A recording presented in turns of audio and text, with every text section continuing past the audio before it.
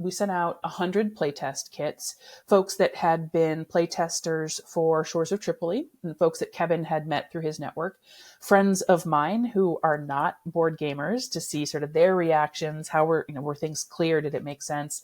And some folks that were involved in collegiate historical professors to sort of get a sense to make sure that the history was also coming through and we weren't were any glaring blind spots or that kind of thing. So these sort of, mega gamers, mega history nerds, and mega my lovely friends who I sort of launched this on unsuspectingly.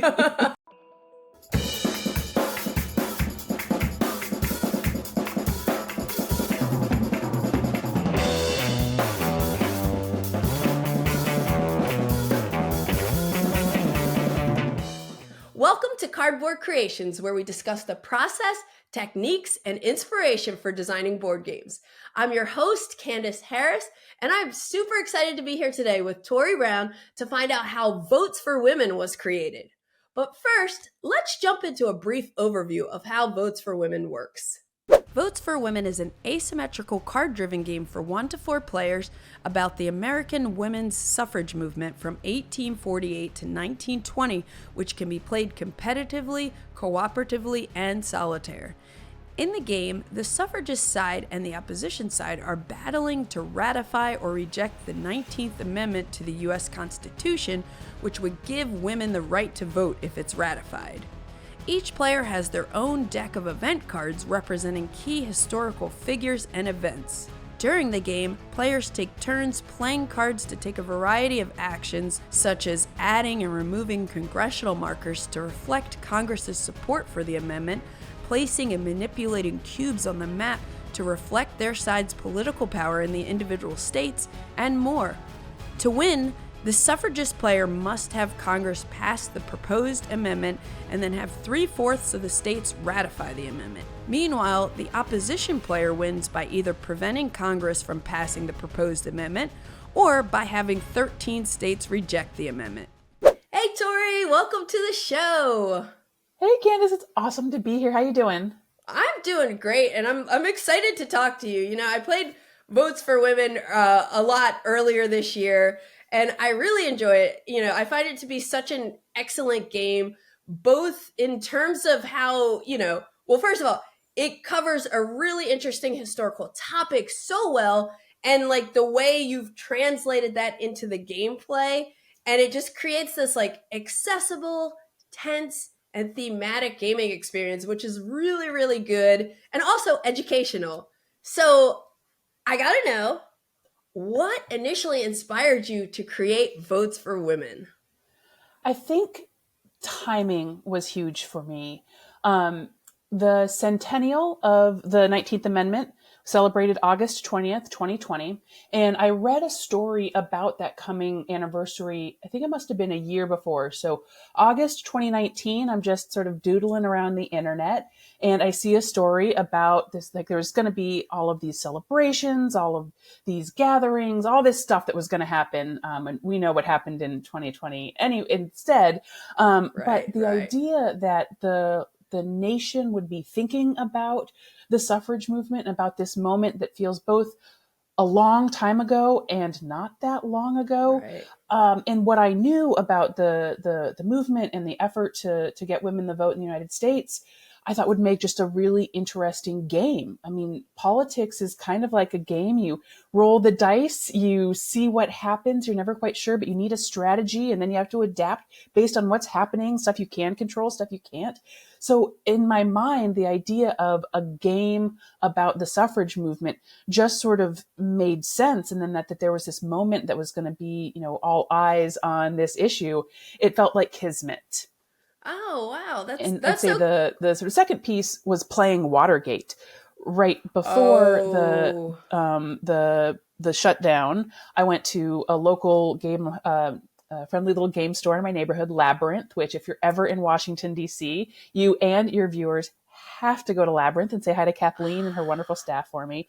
But right before I picked up a copy of Watergate, and I had never played a game like that took history and all of this stuff. Like I thought I knew lots about I'd seen All the President's Men, I'd studied it in college, but the way that the card-driven game created this sort of tense format, the opportunity to Mm-hmm. play Nixon, to play the villain in this situation, I thought was really interesting. So that really opened my mind to the fact that board games could be fun and tense and educational. That's so cool. Yeah, I was curious. Before you mentioned Watergate, I was just about to ask, like, what is your gaming background? Because this is your first game design, right? That's right. That's so cool. That's so cool. I'm a pretty light gamer. I definitely, own Ticket to Ride and Carcassonne, the sort of the new classics. And, buying a game like Watergate, but, Guillotine is another sort of simple card game in my collection. And some 2-player games my husband and I play.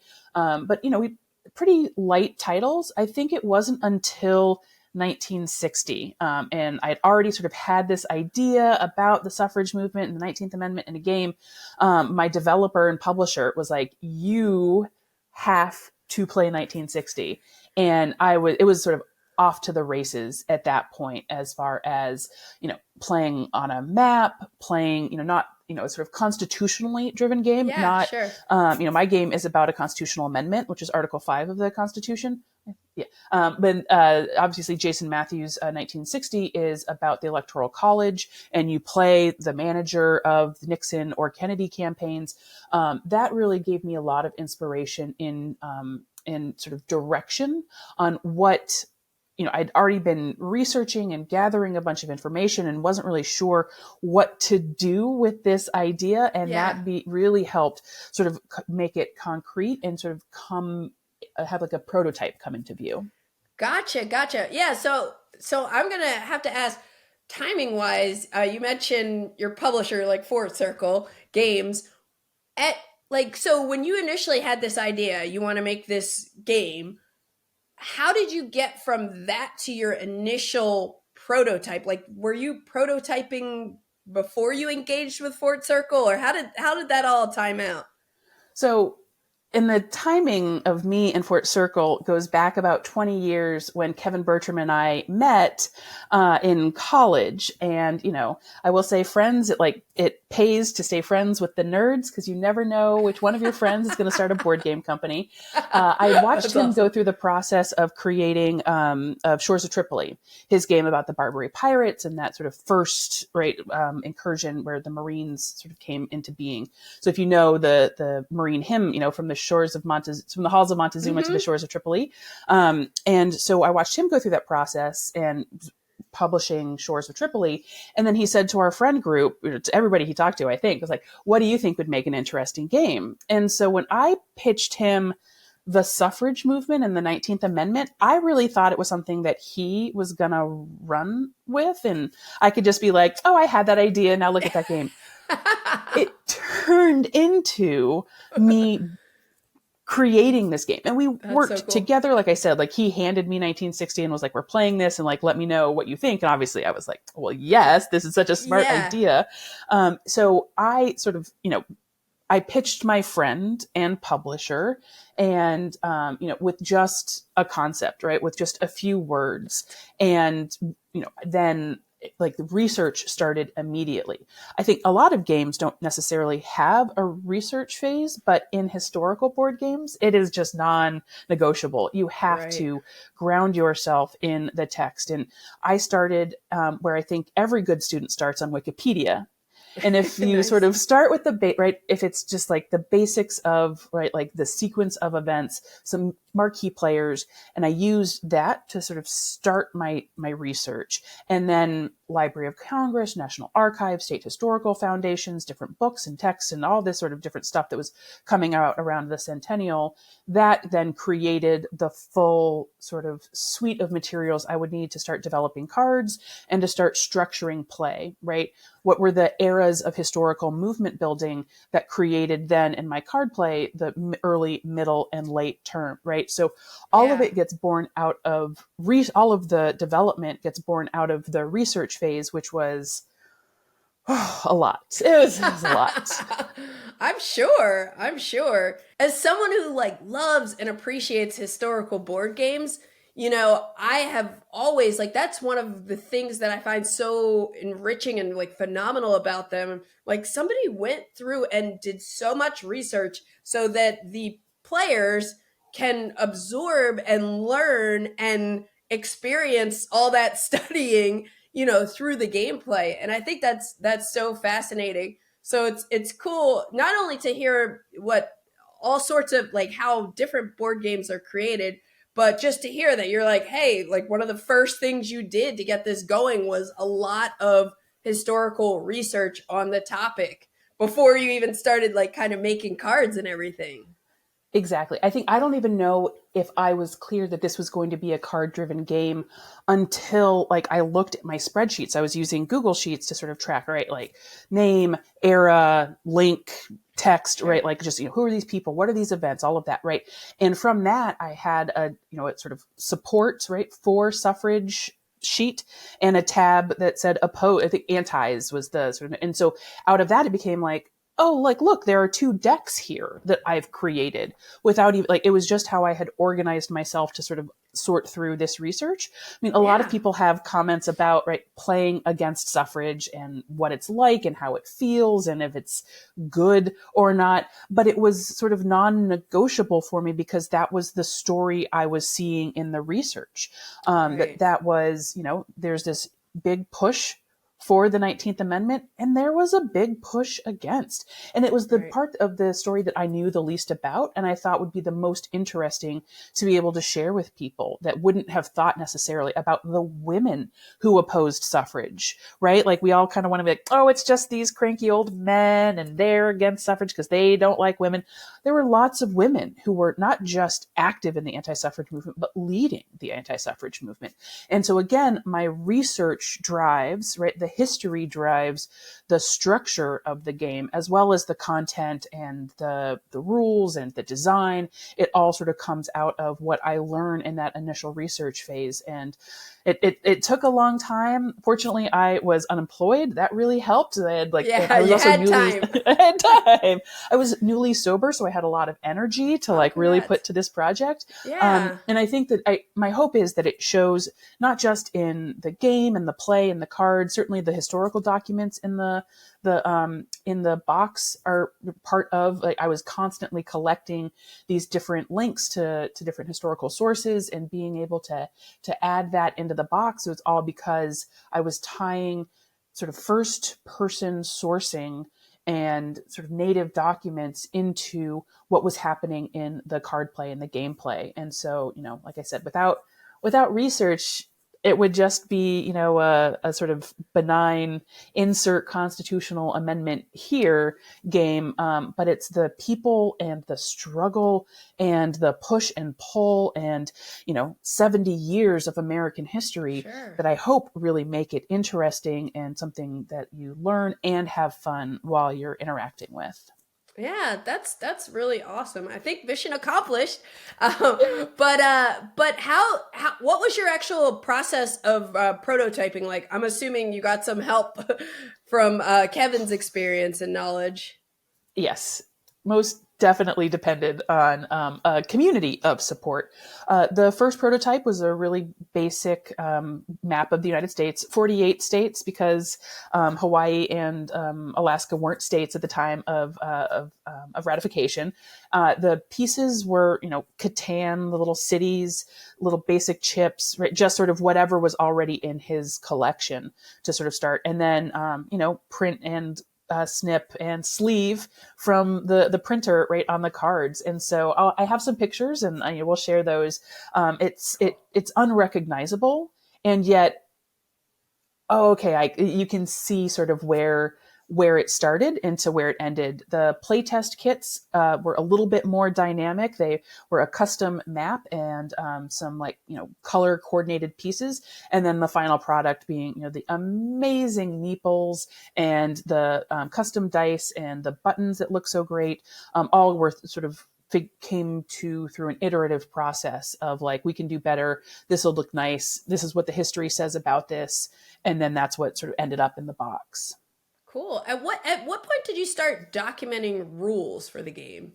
Once that sort of play test or the prototype kit kind of came together, and so it was probably while the cards were being written. Like Okay. there was like had the Google Doc of like, okay, like suffrage always goes first. They initiate action. That's sort of historically appropriate, right? How many things? I think we started with a 5-card hand and ended up with a 6, just, as things were like just from, I'd never been through a process like this, but like Yeah. everything is up for conversation or for a decision to be made, right? Sure. Sort of nothing, it feels like nothing happens unintentionally, and it all has ripple effects. Changing a couple of words on a cards can have dynamic effect for gameplay, especially later in the game as things sort of snowball. And so whether you could use state cards concurrently or sequentially, or whether you can only use one per turn round, becomes like this really important factor that comes out of playtesting, that people are like, oh no, like it snowballed and then I got shellacked. It's like, oh, okay, right. Like so being like I just, like I said, I was sort of dumbfounded by how many decisions and like and how much analysis from the playtest reports were necessary to ensure that the game was balanced and that the game Gotcha. sort of flowed the way that it does. Cool. Speaking of the game flowing, what was your playtesting process like? You have the solitaire mode, you have a competitive mode. I'm sure it was pretty involved, but can you talk about like what your playtesting process was like throughout the whole process? Sure. So the initial wave of playtesting, which is sort of the core of the game, is two-sided, right? It's at that point the play tests were for 2-player games with the basics of the regular decks, and the state cards didn't have strategy cards at that point. And we sent out 100 playtest kits, folks that had been playtesters for Shores of Tripoli, and folks that Kevin had met through his network, friends of mine who are not board gamers, to see sort of their reactions, how were things clear, did it make sense, and some folks that were involved in sort of collegiate historical professors, to sort of get a sense, to make sure that the history was also coming through and we weren't sort of ever any glaring blind spots or that kind of thing. So these sort of mega gamers, mega history nerds, and mega my lovely friends who I sort of launched this on unsuspectingly. And a Google sheet or a Google questionnaire of like, okay, like names of the players, who took what side, how long did it take, what was the result, at what point did Congress sort of pitch, get it from the congressional track into the states, and sort of then just held my breath and constantly refreshed the Google Doc that had those returns in it. And so, lots of folks played once or twice and gave us their feedback. Some mega users gave us 4, 5, 6 plays, which was fantastic. I think, you play a game once, and I've seen this play out online. You play once, like, oh, well, I won as suffrage. It's so easy for suffrage to win. That's not fair. But like, you really start to see over, when the same group of people get to learn the rules a little bit better, or just, the dice rolls and the choices, you understand sort of the strategic flow. So that process, I would say, took about 2 months to get that like kits out to folks and at least everybody play through once. And then it kind of like funneled down into some sort of senior playtesting to get the solitaire option, the solitaire mode working. We did some for 4 players to make sure that all of those pieces worked together, but that was a much smaller group of people. Really, like, we had to get that 2-player system right in order for any of the other pieces to make sense. Yeah, that totally makes sense. So what would you say, throughout the design and development process, what would you say was your biggest challenge that you faced? The number one challenge of developing a board game is to have patience. These things take time. The research took time. The playtest development took time. Production took a lot of time. Certainly developing a board game during a pandemic and a global shipping crisis, I would not advise. If I could give any advice, I'd say don't do that. Because all of this stuff is just out of our control and waiting for warehouse space to clear and all those sorts of things. So having patience that the process is working and that it's okay was a big one. I think the second sort of more sort of internal to the development of the game were balancing the cards. The first deck, I think, was we were something like 75% suffrage winning all the time. And, despite that being the historically appropriate and correct, it's not so fun. It's not, right. Right. Like it's not fun to, as the opposing player, to always, to feel like 1 out of 4, you're only going to get a shot at winning once out of 4. Right. I do think that we can play games for more than just winning. But I think there is an important piece of ensuring, I think it's also historically appropriate for suffrage to lose sometimes, and that it wasn't a sort of just, it's always going to happen. No one was taking it for granted. And so when opposition wins in the game, it gives you a sense of like, they just would have like picked themselves up, dusted themselves off and gone back to it. Right. There were a few more states after Tennessee that it was not looking great. But the balance of cards becomes important just so that no one gets shellacked, so that there has to be tension. Even if opposition loses in the end, it still needs to feel like you had a shot at every point.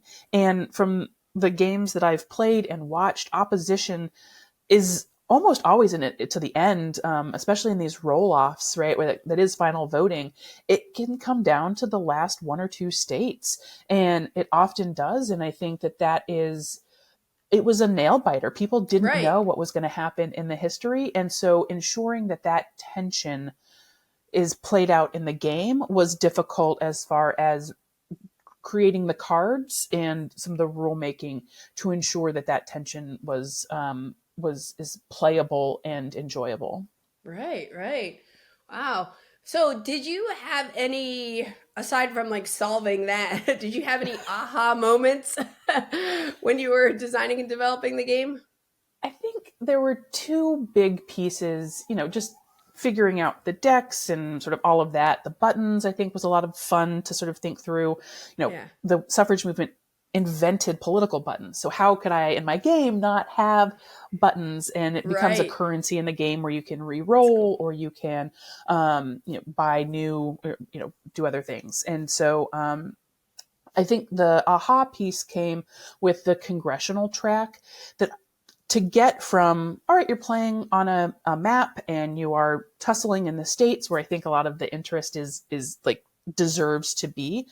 There needed to be a mechanism whereby we started the vote and we sort of like gave the final countdown to. And so there are these super adorable columns, just like in Capitol Hill, that you are sort of push and pulling with suffrage and opposition throughout the game, creating the congressional track that then, once 6 columns are placed in the track, Congress calls the vote, and any state that has 4 or more cubes in it immediately votes green check or red X for each side. I think the other piece that was really informative, or just like, I'm really glad how it turned out, are the purple and yellow cubes that represent suffrage. The opposition is represented by red cubes. It's a monolith. It's just this sort of one side. But the suffrage side is represented by purple and yellow. They're purple and yellow meeples, purple and yellow cubes that are scattered about the states. And that becomes a way to tell the story of a divided movement.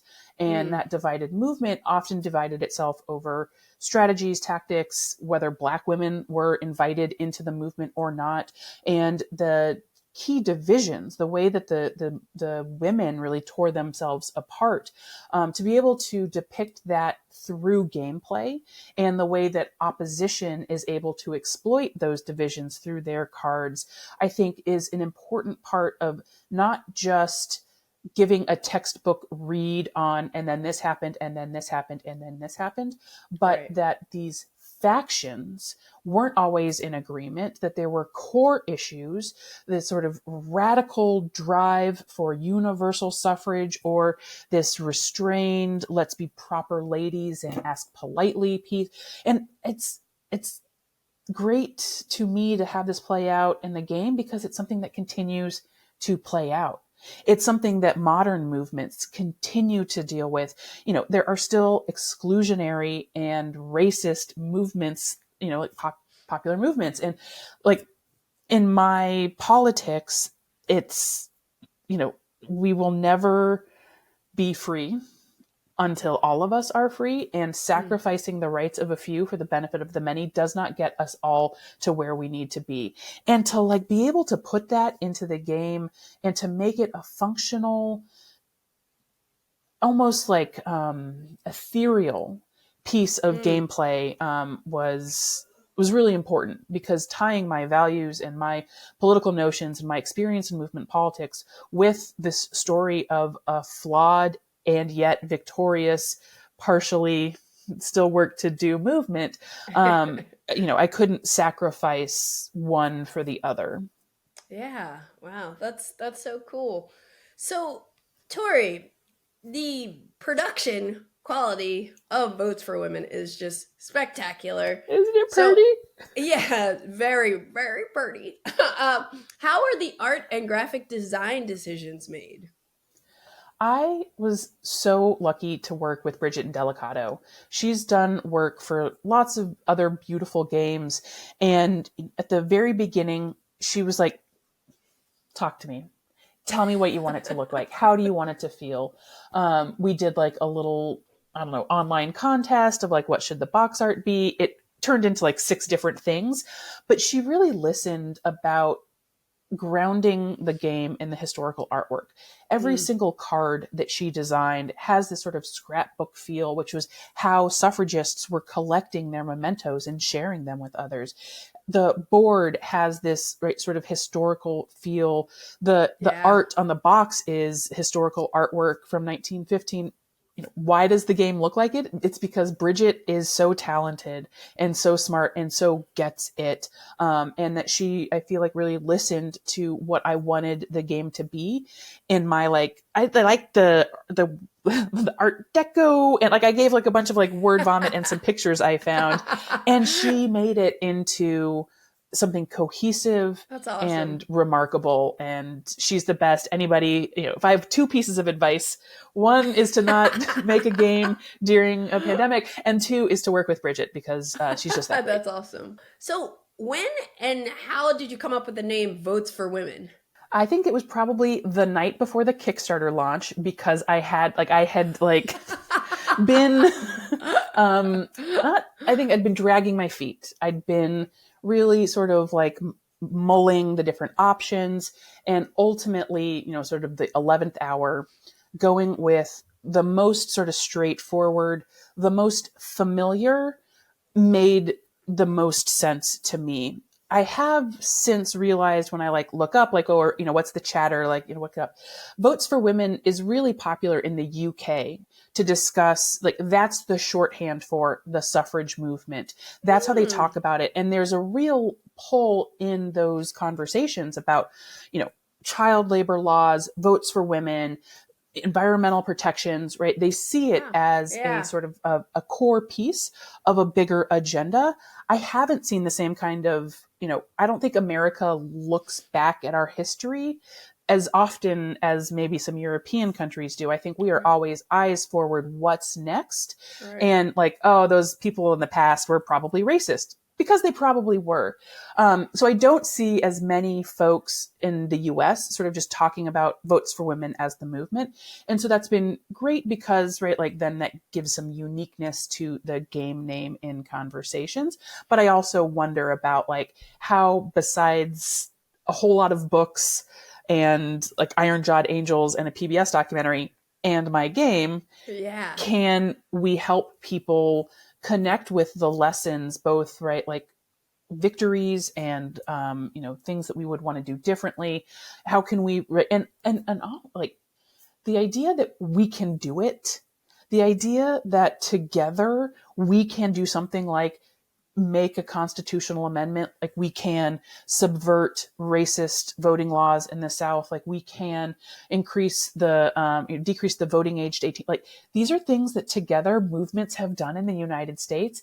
And I feel like right now we're at a place where it's like, well, nothing is going to change. Doesn't even matter. Like, I guess if you want something, go vote. When there's all of these women, 70 years of history in the suffrage movement, could not vote for the people who were giving them the vote because they didn't have the vote. So they relied on petitions. They relied on public speeches. They relied on public campaigning. Women got together in sewing circles to talk about what it meant to have the right to vote. And if one woman could read, which it wasn't necessarily clear that illiteracy rates were very small, especially in the 1800s.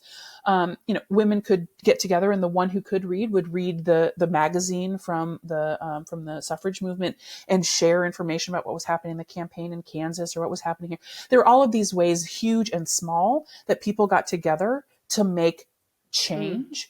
And I hope people can look at something like the suffrage movement and say it was not perfect. There were problems. But it was a massive accomplishment for a group of people who were categorically disenfranchised and be inspired to get involved in something today where they can make a difference in their communities or in the nation, because people gathering together is the only way that happens. Yeah. Wow. I know. So after you figured out the name and you got it ready for crowdfunding, like at what point did you and the Fort Circle crew realize it's ready to go to crowdfunding? Well, so I would say that I went to crowdfunding way too early. I think the game was not ready. We did not have a rule book. There was some card art. There was an initial box design. That's not what we ended up with. There was really just like the idea and some like sparse pieces, buttons and that kind of a thing. And that it took that, like, so Kickstarter happens, we kickstart August of 2020. Playtest kits go out November or December of that year. So we hadn't even playtested when we went to Kickstarter. And then we don't send the files probably until May of 2022. So it takes a lot. Lots of time. Yeah. Takes lots of time.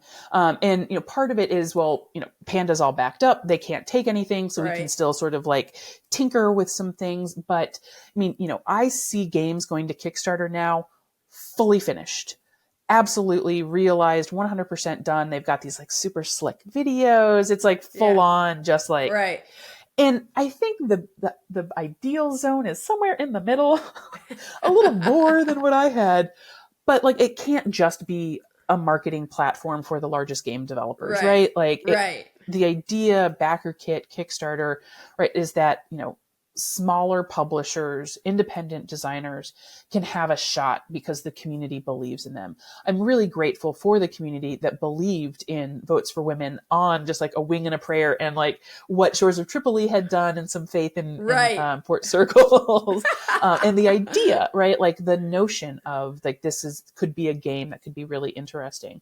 But it was not ready when it went to God. So it finally like realized it was ready in that like March to May of 2022.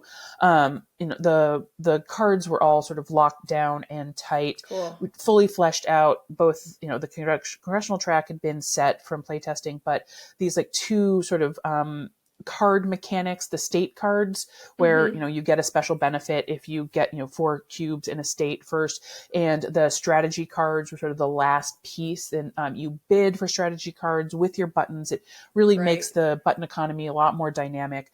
That once those pieces were sort of all in line, that was like, all right, I think we've got our files. The last piece, we're picking those historical documents that are inserted in the box.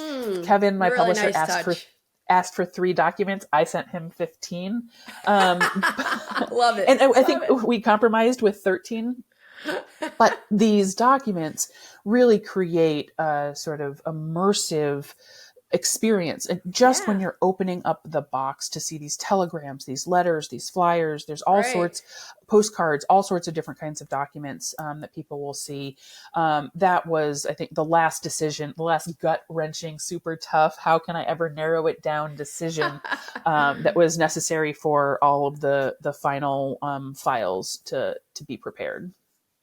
Cool. Well, you're clearly passionate about this topic, and it's so cool to hear like the story of how it all came together. And even so, as a first-time designer, um, do you have any advice for someone out there who's maybe like really passionate about some kind of subject, whether historical or not, and they want to create their first board game? Do you have any advice for someone like that?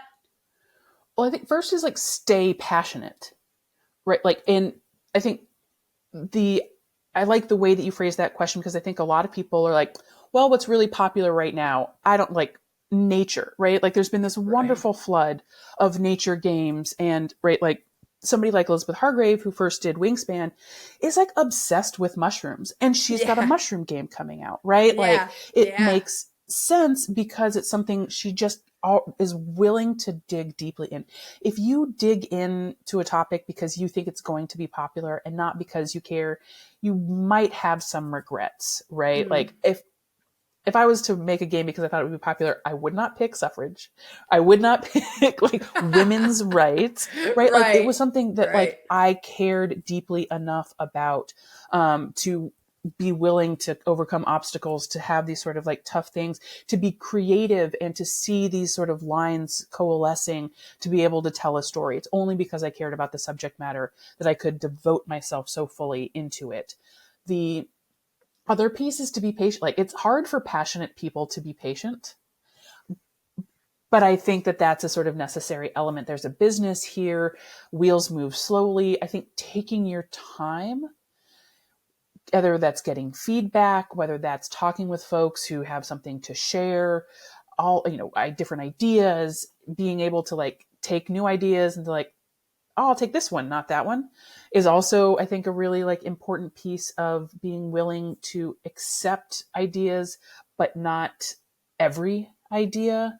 And Mm. I think patience creates the space for you to just like, all right, I'll just take everything everybody gives me because like I just need to like, I'm so excited about this game, I want it out immediately. Be passionate and be patient, and like live the duality of that. Yeah, that is some real sound advice.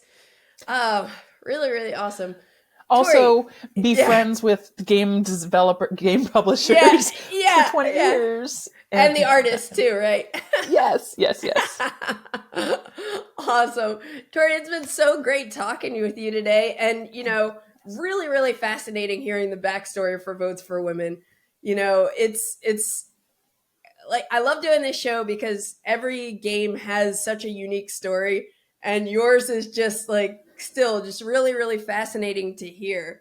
Do you have anything else in the works for Votes for Women, or is there anything else you're working on game design wise that you like to mention? A few people have suggested a sort of second iteration of the game on the Equal Rights Amendment. It's what many suffragists immediately devoted themselves to and sort of, worked for decades on. It doesn't, I don't know. It doesn't Doesn't necessarily excite you? do it for me. Although, so if someone out there is like super into doing an ERA game, let me help. Let me talk, like let me be a part of it. But like, you should feel Sure. free to run with that. For me personally, like, fortunately, since developing and publishing Votes for Women, I found full-time work. Unfortunately, having a day job has made spending a whole lot of time on game development a very difficult Sure. proposition. I've got some ideas percolating, some like books I'm going to grab from the library. I think staying within this lane of movement, politics, games is, I mean, it's what brought me to board gaming, my love of movements and my sort of desire for political change and the ability to reach new audiences and encourage people that aren't necessarily politically motivated to be involved and to be a part of something bigger than themselves. And so any game that I take on next is going to be driven by our ability to come together and make this nation and this world a better place, whether that's through the labor movement where my day job exists, whether that's through the environmental movement where there's a lot of opportunity. I think that will be whatever comes next will be in this lane, because it is my first and foremost passion.